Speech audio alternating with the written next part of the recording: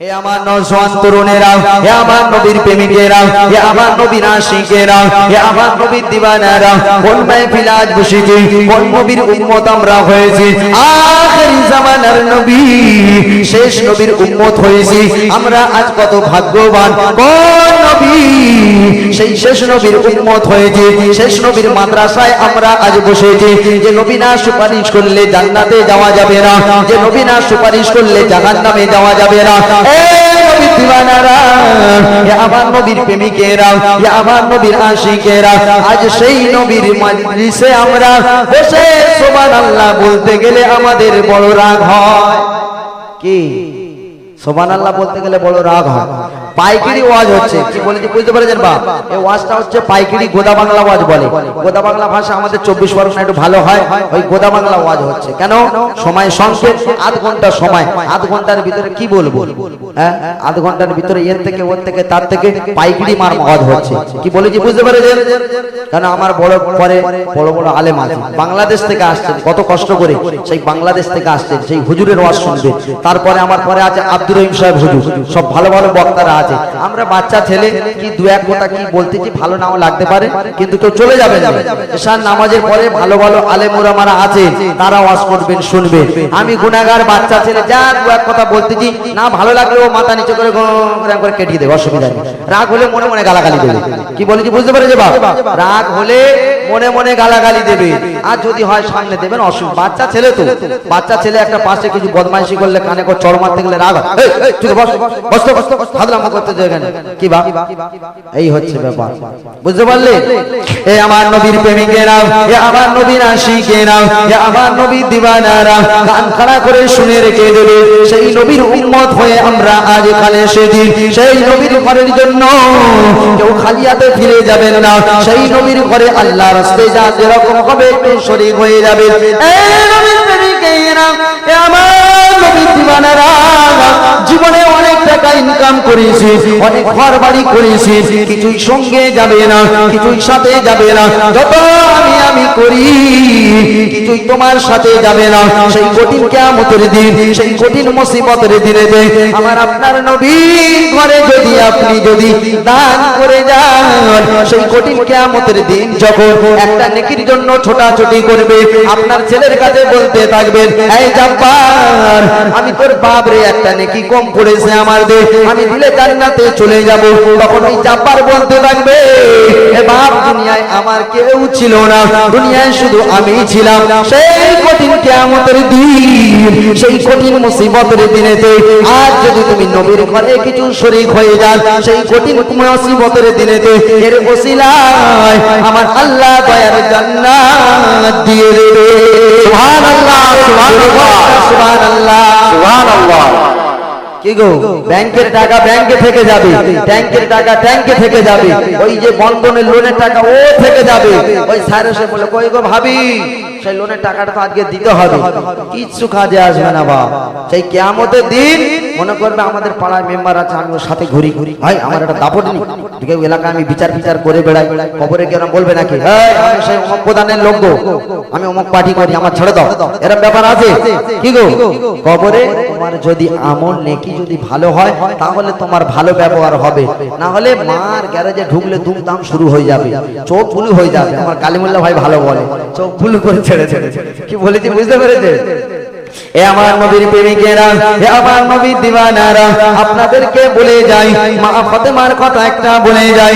নবীর বেটি ফাতেমা, আলীর স্ত্রী ফাতেমা, ফাতেমা যখন দুনিয়া ছেড়ে অন্ধকার কবরে যাওয়ার সময়, তখন আলীকে বলেছিলেন, আমার স্বামী আলী, আমার দুটো দাবি তুমি মেনে নেবে। আমি যখন মারা যাব, আমি যখন দুনিয়া ছেড়ে চলে যাব, আমার লাশ দাফনটা তুমি রাতের বেলায় করবে। নবীর প্রেমিকেরা, রাতের বেলা লাশটা যখন কবরের কাছে নিয়ে গেল, আবু যার গিফারি কবরের ভিতরে লেবে বলতেন, এই কবর, তোর ভিতরে কার রাখবো তুই কি জানিস? এই কবর, তোর ভিতরে যার রাখবো সে হলো হাসান হোসেনের মা ফাতেমা, তোর ভিতরে যার রাখবো সে হলো আলীর স্ত্রী ফাতেমা, তোর ভিতরে যার রাখবো সে হলো নবীর বেটি ফাতেমা। কবর থেকে তখন আওয়াজ আসতে লাগে, আবু জার গিফারি, আমি কবর কিচ্ছু জানি না, আমি কবর নবীর বেটিকে ফাতেমা দেখব না, আমি কবর হাসান হোসেনের মা ফাতেমা দেখব না, আমি কবর আলীর স্ত্রী ফাতেমা দেখব না, আমি কবর শুধু দেখবো যার আমল নেকটা ভালো থাকবে, আমি কবর সেটা দেখব। কি গো, নবীর বেটি ফাতেমার যদি ওই অবস্থা হয়, আর আমাদের সব যে আব্দুল কাদের জিলানী সব বসে আছে, আমাদের অবস্থা তাহলে কি হবে? হ্যাঁ, ফাতেমার অবস্থা যদি ওই হয়, আমাদের গেলে কি হবে?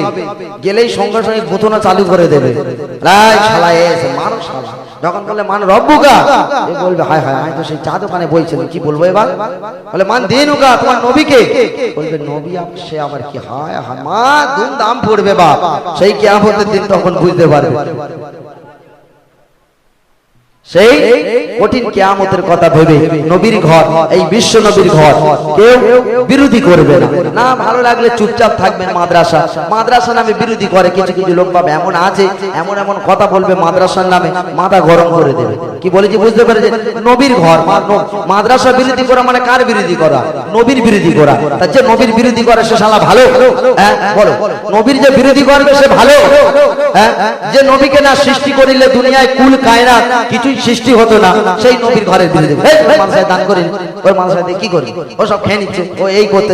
হ্যাঁ রে শালা, তুই দান করার দরকার, দান করবি, কবুল করবে তো আল্লাহ নাকি? হ্যাঁ, দানটা কবুল করবে তো আল্লাহ, তুই দান করে দিবি, তোর দান হয়ে যাবে, কিন্তু কবুল করনেওয়ালা মালিক আল্লাহ। কি গো, কবুল করানোর মালিক কে? আল্লাহ।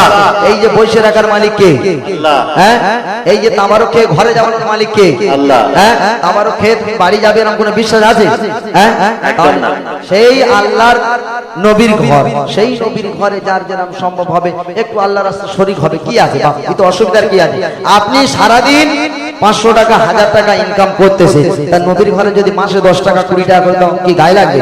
হ্যাঁ, কি গো বাপেরা, আমার চাচা মনে সব রেগে যাচ্ছে, হয় হয় ছেড়ে দেবো, ছেড়ে দেবো, বলো যদি বলো ছেড়ে দিচ্ছি অসুবিধা নেই, বলে যাও ইশারা জানা, বলো যদি বলো ছেড়ে দিচ্ছি অসুবিধা নেই। এই নবীর ঘর মাদ্রাসা, তালবে ইলম, তালবে ইলমদের দোয়া এগে কবুল হয়, এটা জানো তো?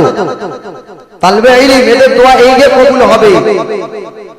এরা যদি হাত তুলে বলে আল্লাহ আমার অমুক চাচা যার আমার ওই নবীর ঘরে একদিন 200 টাকা দান করেছেন, আল্লাহ তুমি চাচার হচ্ছে কাজে ওই রুজি রোজগারে বরকত দাও, ওই দাও বন্ধ বলবে আল্লাহ তোমার কবুল করে নেবে।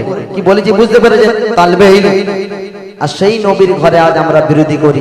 হ্যাঁ, আর দুনিয়াও সিজরুল মুমিনিন ওয়া জান্নাতুল কাফিরিন, দুনিয়া হলো মুমিনের জন্য কি জেলখানা, আর কাফের বেঈমানদের জন্য হলো বেহেশতখানা। আর আমি এসি ঘরে ঘুমোচ্ছি, ও বাবা বিশাল ব্যাপার, কোনো গরম নেই, কোনো এ নেই, 4 চাকা গাড়ি ঘুরে বেড়াচ্ছে। হ্যাঁ, না বাবা সব সাইজ হয়ে যাবে, একবার খালি চোখটা বন্ধ করো না, তারপরে দেখবে সব সাইজ হয়ে যাবে। আমার আল্লাহ রাব্বুল আলামিন পবিত্র কোরআন শরীফের মধ্যে বলেছে মিনহা খলাকনাকুম, আমি আল্লাহ পাক তোমাদেরকে এই মাটি থেকে সৃষ্টি করেছি, অফিহা নুঈদুকুম, এই মাটি থেকে আবার একদিন যেতে হবে, অফিহা নুখরিজুকুম, কিয়ামতের দিন কেউ কারণ নয়, তারাতান উখরা, এই মাটি থেকে আবার তোলা হবে।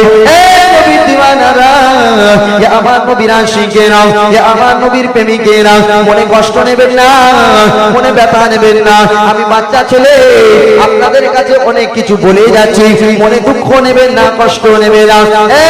নবীর দিওয়ানারা, আল্লাহর রাস্তায় নবীর প্রেমিক হয়ে যান, আল্লাহর ওলিরা নবীর হয়ে গিয়েছিলেন, আল্লাহর রাস্তায় আপনারাও নবীর হয়ে যান। এই মাহফিলে বসে ওয়াজ শুনে আল্লাহর ওলি হয়ে গিয়েছিলেন।